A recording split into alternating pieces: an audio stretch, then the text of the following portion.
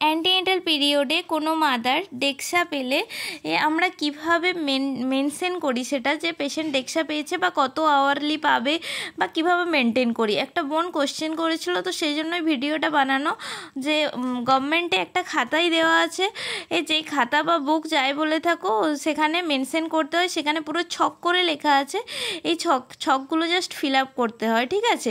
Antenatal steroid use record, serial number, then registration number, then name of the patient and age of the patient, then date and time of admission, then gestational weeks।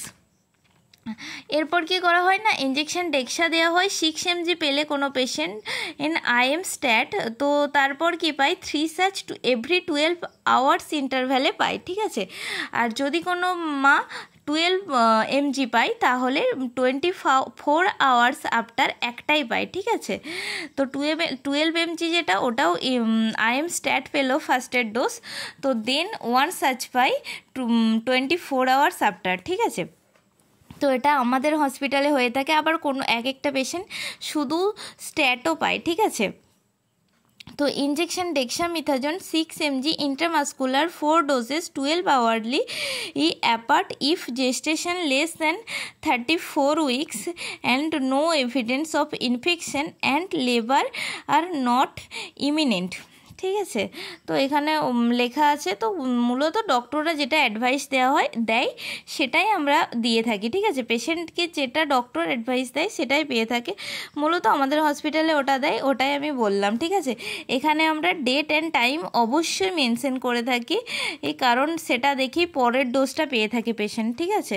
আর যদি কোনো পেশেন্টের একটা dose পাওয়ার পর baby হয়ে গেল, তখন কি করি আমরা একটা লাইন থ্রু করে রাখি, দিয়ে লিখি date and time of delivery, sex of the newborn baby আর নিউবর্ন বেবির ওয়েট, তারপর clinical condition of newborn baby, respiratory distress আছে কি না, HMD এসএনসিউ সব ইয়েস অর নো করতে হয়।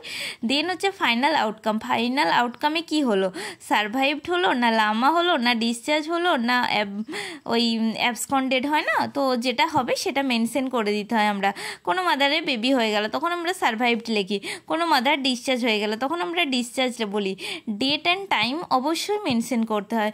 তো আশা করি তোমরা সবাই বুঝতে পেরেছো, অনেকেই জানো। তো যেহেতু বোনটা করেছিল কোশ্চেন, তো আমি ভাবলাম এটা নিয়ে একটা ভিডিও করি, অনেকেই হয়তো জানো না, তো সেই জন্য এই ভিডিওটা করা।